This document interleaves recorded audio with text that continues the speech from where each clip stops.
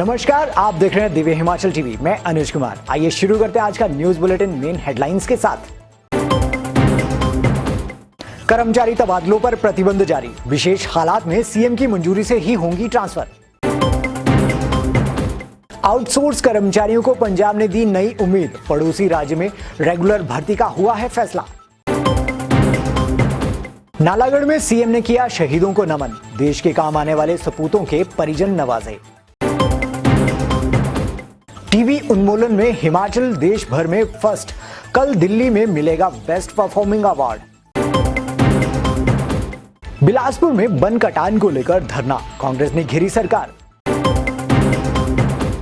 हिमाचल भाजपा का आपके road show पर दावा, प्रदेश में आम आदमी पार्टी का नहीं कोई अस्तित्व। सुंदरनगर नलवाड़ मेले की पहली स्टार नाइट में हुड़दंग, मारपीट को लेकर 7 के खिलाफ मामला दर्ज। हिमाचल में मत्स्य आयात पर बैन, सिर्फ रजिस्टर्ड ठेकेदार ही मंगवा सकेंगे मछली। और अब आगे बढ़ेंगे विस्तृत समाचारों के साथ। हिमाचल सरकार ने कर्मचारियों के तबादलों को लेकर आदेश जारी कर दिए हैं। इनके अनुसार नॉर्मल ट्रांसफर पर लगाए गए प्रतिबंध को आगे बढ़ा दिया गया है, जबकि विशेष परिस्थितियों में मुख्यमंत्री की मंजूरी के साथ ही तबादले हो सकेंगे। पेश है ये रिपोर्ट। हिमाचल सरकार ने कर्मचारियों के सामान्य तबादलों पर लगाया प्रतिबंध आगे बढ़ा दिया है। इस बारे में मुख्य सचिव राम सुभग सिंह की तरफ से आदेश जारी कर दिए गए हैं। कार्मिक विभाग के इन आदेशों में कहा गया है कि इससे पहले 23 जुलाई 2020 और 19 नवंबर 2020 को कोरोना महामारी के कारण कर्मचारियों की गैर जरूरी मूवमेंट रोकने के लिए सरकार ने तबादलों पर प्रतिबंध लगाया था। इसके बाद इस प्रतिबंध को विधानसभा बजट सत्र के कारण 15 मार्च तक आगे बढ़ाया गया था।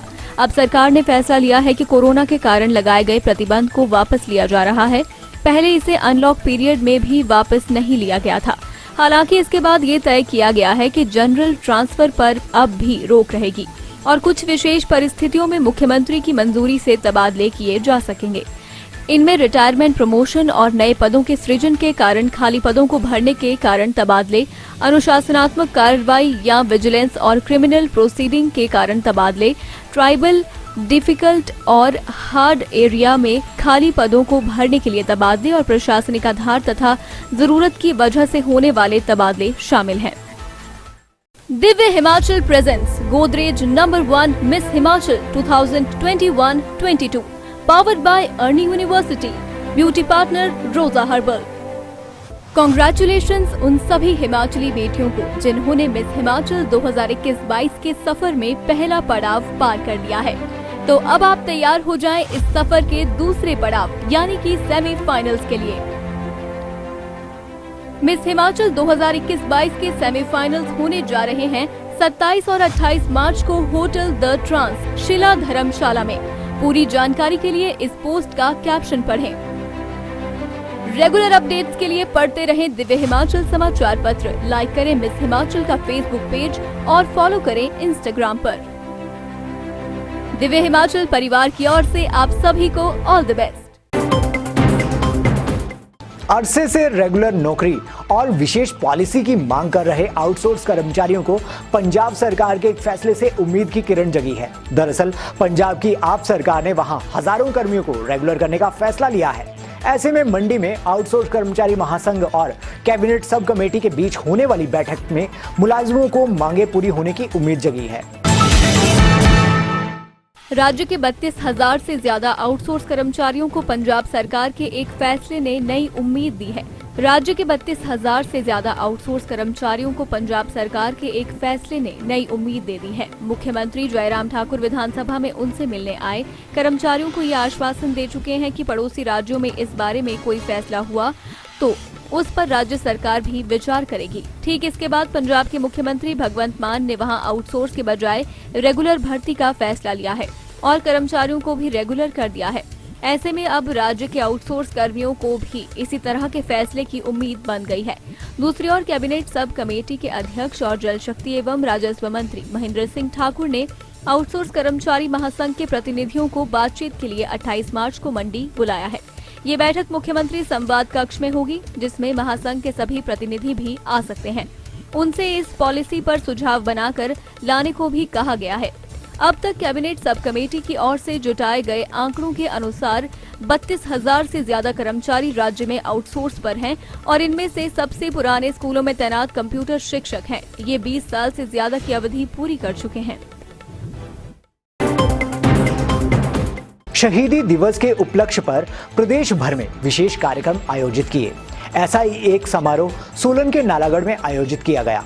इसमें मुख्यमंत्री जयराम ठाकुर बतौर मुख्य अतिथि पहुंचे। इस दौरान सीएम ने जहां भगत सिंह, राजगुरु और सुखदेव के चित्र पर श्रद्धा सुमन अर्पित किए, वहीं देश के खातिर शहादत पाने वाले सैनिकों के परिजनों को भी सम्मानित किया। मुख्यमंत्री जयराम ठाकुर ने कहा है कि देश उन वीर सेनानियों का सदैव ऋणी रहेगा जिन्होंने देश की रक्षा के लिए अपना सर्वस्व त्याग कर दिया। उन्होंने कहा कि भगत सिंह, राजगुरु और सुखदेव की शहादत ने जन जन के मन में क्रांति और साहस की ऐसी अलख जगाई कि देश की आजादी के बाद भी ये विभूतियां युवाओं के लिए प्रेरणा स्रोत बनी हुई हैं। मुख्यमंत्री जयराम ठाकुर ने ये उद्गार शहीदी दिवस के अवसर पर नालागढ़ में आयोजित कार्यक्रम के दौरान व्यक्त किए। मुख्यमंत्री ने इस अवसर पर नालागढ़ हेरिटेज पार्क में नालागढ़ हेरिटेज सोसाइटी द्वारा जन सहयोग से निर्मित शहीद स्मारक व हेरिटेज पार्क का लोकार्पण भी किया। नालागढ़ में जन सहभागिता से निर्मित इस हेरिटेज पार्क के निर्माण पर लगभग 10 करोड़ रुपए व्यय हुए हैं। सीएम ने कार्यक्रम के दौरान नालागढ़ उपमंडल के 8 शहीदों के परिजनों को सम्मानित भी किया। इसके बाद हेरिटेज पार्क का निरीक्षण किया और इसके रख रखाव के संबंध में उचित दिशा निर्देश जारी किए। उन्होंने हेरिटेज पार्क के निर्माण में योगदान के लिए एलिन एप्लियंसेस के संयंत्र प्रमुख जीएस कंग तथा टोरेंट फार्मा बद्दी के संयंत्र प्रमुख सोमेन मेहती को भी सम्मानित किया।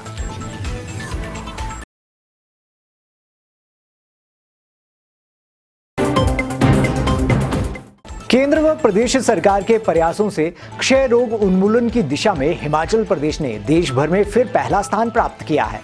इसके लिए हिमाचल को बेस्ट परफॉर्मिंग अवार्ड प्रदान किया जाएगा। यह अवार्ड दिल्ली में केंद्रीय स्वास्थ्य मंत्री द्वारा प्रदान किया जाएगा। क्षय रोग उन्मूलन की दिशा में हिमाचल प्रदेश ने देश भर में फिर से पहला स्थान प्राप्त किया है। क्षय रोग उन्मूलन के लिए बेहतर काम करने पर हिमाचल को फिर से बेस्ट परफॉर्मिंग अवार्ड प्रदान किया जाएगा। ये अवार्ड गुरुवार को दिल्ली में केंद्रीय स्वास्थ्य मंत्री मनसुख मांडविया की ओर से दिया जाएगा। इसके साथ ही प्रदेश के 8 जिलों को सिल्वर और 3 जिलों को ब्रॉन्ज मेडल प्रदान किया जाएगा। टीबी उन्मूलन कार्यक्रम के अंतर्गत प्रोग्रामेटिक इंटरवेंशन में हिमाचल देश भर में प्रथम स्थान पर रहा है। ये पुरस्कार 50 लाख से अधिक आबादी वाले राज्यों की श्रेणी में प्रदान किया गया है। हिमाचल प्रदेश संपूर्ण भारत में पिछले 4 वर्षों से सर्वश्रेष्ठ प्रदर्शन कर रहा है। इस बार भी हिमाचल प्रदेश राज्य को संपूर्ण भारत में प्रोग्रामेटिक इंटरवेंशन में प्रथम स्थान के लिए चुना गया है। बिलासपुर में वन कटान के खिलाफ कांग्रेस ने मोर्चा खोल दिया है। आज वन मंत्री और सरकार के खिलाफ कांग्रेस कार्यकर्ताओं ने पूर्व विधायक बंबर ठाकुर की अगुवाई में जमकर नारे लगाए। बिलासपुर मुख्यालय में बुधवार को भाजपा सरकार और वन मंत्री के खिलाफ नारे खूब गूंजे। सदर क्षेत्र के लोगों की मांगों को पूरा नहीं करने के चलते व अन्य समस्याओं को लेकर कांग्रेस कार्यकर्ताओं ने पूर्व विधायक बंबर ठाकुर की अगुवाई में धरना दिया। इस दौरान कांग्रेस कार्यकर्ताओं ने जमकर नारेबाजी जेपी नड्डा की सरकार नहीं चलेगी, नहीं चलेगी, नहीं चलेगी। जेपी नड्डा की सरकार नहीं चलेगी, नहीं चलेगी, नहीं चलेगी। धरने के दौरान सदर के पूर्व विधायक बंबर ठाकुर ने कहा कि क्षेत्र में सरेआम वन कटान हो रहा है। कृत्रिम झील बैरी दड़ोला पुल को लेकर सरकार गंभीर नहीं है। वहीं सदर क्षेत्र में ठेकेदारी प्रथा जारी है। उन्होंने चेताया है कि यदि युवाओं को रोजगार, अस्पताल में मरीजों को बेहतर सुविधाएं नहीं मिली तो इससे भी उग्र आंदोलन किया जाएगा, जिसकी जिम्मेदारी सरकार और प्रशासन की होगी। मुख्यमंत्री के दफ्तर में एक नेता बैठा हुआ है, भारतीय जनता पार्टी का उनका सलाहकार, और उनके आशीर्वाद से यहाँ पे 2 वन काटुओं ने जो है पूरे जंगल तबाह कर दिए। वन मंत्री का आशीर्वाद उनको प्राप्त है। हमने कहा था, जहाँ हम मुख्यमंत्री को कह रहे थे कि आपका वन मंत्री सरेआम जंगल कटा रहा है, कोई भी एक्शन भारतीय जनता पार्टी की सरकार ने नहीं किया, क्योंकि चंदा जुटाओ, काम हो ना हो जंगल काटो, लेकिन चंदा जुटाओ, वन मंत्री को पैसे दो। मुख्यमंत्री के दफ्तर में जो इनका एक अधिकारी सलाहकार बैठा है, जो भी सपने पालता है कि मैं बिलासपुर से चुनाव लड़ूंगा, तो क्या बिलासपुर के जंगल काट करके जो है चंदा जुटाया जाएगा? मंडी में आम आदमी पार्टी के रोड शो पर पूरे प्रदेश में चर्चा गर्म है। अब भाजपा प्रदेशाध्यक्ष सुरेश कश्यप की इस मामले में प्रतिक्रिया आई है। उन्होंने आपका हिमाचल में अस्तित्व ही नकार दिया। 6 अप्रैल को मंडी में होने वाले आम आदमी पार्टी के रोड शो पर भाजपा के प्रदेश अध्यक्ष सुरेश कश्यप ने कहा कि हिमाचल में तीसरी पार्टी का कोई अस्तित्व नहीं है। उन्होंने कहा कि यहां पहले भी कई पार्टी आई पर विलुप्त हो गई। सुरेश कश्यप ने कहा कि हिमाचल की राजनीति में भाजपा व कांग्रेस के बीच ही मुकाबला होता रहा है और आगे भी वैसा ही होगा। इसलिए आम आदमी पार्टी से हिमाचल की राजनीति में कोई असर नहीं पड़ने वाला है, क्योंकि हिमाचल में आम आदमी पार्टी का कोई अस्तित्व नहीं है। उसी की दृष्टि से आज ये बैठक यहाँ पर रखी गई है। हिमाचल प्रदेश में किसी तीसरी पार्टी का कोई अस्तित्व नहीं है। यहाँ पहले भी कई बार कई पार्टियां आई लेकिन विलुप्त हो गई। यहाँ केवल 2 पार्टियों के बीच में ही मुकाबला होता है और हर बार कांग्रेस और बीजेपी के बीच में मुकाबला हुआ। इस बार भी ऐसा ही होगा। आम आदमी पार्टी के आने से किसी प्रकार की दिक्कत मुझे नहीं लगती। मैं समझता हूं कि यहाँ आम आदमी पार्टी का कोई अस्तित्व नहीं है और किसी प्रकार की कोई चिंता।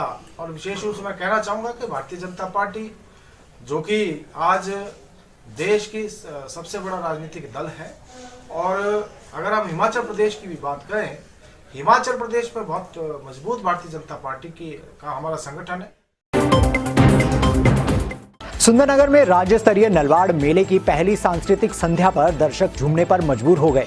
वहीं दूसरी ओर यहां कुछ शरारती तत्वों ने भी खूब हुड़दंग मचाया। इस दौरान जमकर लात घुसे चले, जिसके कई वीडियो सोशल मीडिया पर सामने आए हैं। सुंदरनगर में राज्य स्तरीय नलवाड़ मेले की पहली स्टार नाइट में शरारती तत्वों ने खूब हुड़दंग मचाया।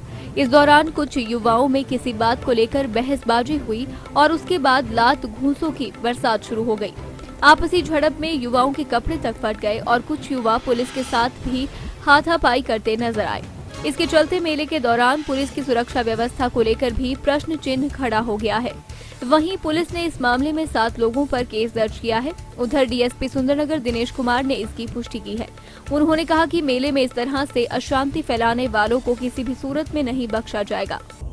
और कुछ लोगों ने शराब पी के थोड़ा हुड़दंग किया है, कुछ लोगों ने, और मोटर व्हीकल की वायलेशन की है। तो जिन लोगों ने शराब पी रखी, उसमें हमने अलग अलग मामलों में 7 लोगों का मेडिकल करवाया है और उनके खिलाफ कार्रवाई की जा रही है। और एमवी एक्ट के भी हमने काफ़ी लोगों के चालान किए हैं, पिछले का विदाउट हेलमेट और जो ट्रिपल राइडिंग कर रहे थे उनके हमने चालान किए हैं। तो मेरा आम जनता से मेरा आग्रह भी रहेगा कि हमने जो व्यवस्था बनाई है, जो ट्रैफिक जहाँ पर पॉइंट्स बनाए हैं पार्किंग के लिए, केवल वहीं पर पार्किंग करें। रोड साइड पे जहाँ नो पार्किंग के बोर्ड लगे, साइन बोर्ड लगाए गए हैं, वहाँ पर पार्किंग ना करें, क्योंकि उससे अव्यवस्था फैल रही है और आने जाने वाले लोगों को दिक्कत का सामना करना पड़ रहा है। हमने पार्किंग की व्यवस्था बॉयज़ स्कूल में और गर्ल्स स्कूल में की है। वहाँ पर हमारे पुलिस के जवान तैनात किए गए हैं, जो कि अपनी गाड़ियों की पार्किंग भी करवा रहे हैं। तो जो निर्धारित स्थान है वहीं पर पार्किंग की जाए। प्रदेश के मछुआरों को फायदा देने के लिए सरकार ने एक विशेष कदम उठाया है। इसके अनुसार प्रदेश में अब वही ठेकेदार मछली का आयात कर सकेंगे जो संबंधित विभाग से पंजीकृत होंगे। इसके अलावा बाकी ठेकेदारों के लिए सरकार ने मछली आयात पर प्रतिबंध रखा है। वित्तीय वर्ष 2022-23 से मत्स्य विभाग द्वारा प्रदेश में मछली आयात के परमिट केवल पंजीकृत ठेकेदारों के पक्ष में ही जारी किए जाएंगे। ग्रामीण विकास, पंचायती राज, पशुपालन एवं मत्स्य पालन मंत्री वीरेंद्र कंवर ने कहा कि प्रदेश के सभी जलाशयों के मछुआरों के हितों को ध्यान में रखते हुए व उनके रोजगार क्षेत्र की सुरक्षा सुनिश्चित करने के लिए प्रदेश के सभी जिलों में मछली आयात को आंशिक रूप से प्रतिबंधित किया जा रहा है।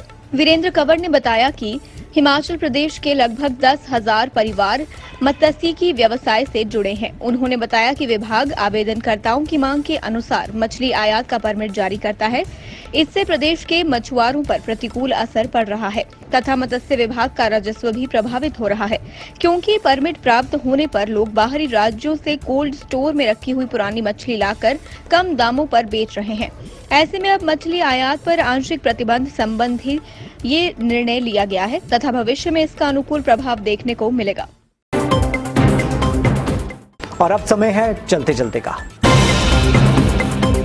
सुंदरनगर में एनएच पर खड़ी कार में मिली लाश। 3 दिन से सड़क किनारे लावारिस हालत में खड़ी थी गाड़ी। शिमला में वापस दिलवाए ऑनलाइन ठगे 20,000 रुपए, शातिरों ने कमरा किराए पर देने के नाम पर की थी ठगी। पालमपुर में वेटनरी छात्रों ने 2 हफ्ते के लिए टाली हड़ताल, भाजपा नेताओं से मिले आश्वासन के बाद फैसला। और एचआरटीसी कर्मचारी निराश, बीओडी में वित्तीय लाभों पर नहीं हुई चर्चा, सिर्फ नई बसें खरीदने के फैसले से नाराज। आज के बुलेटिन में बस इतना ही। कल आपसे फिर मुलाकात होगी। देखते रहिए दिव्य हिमाचल टीवी।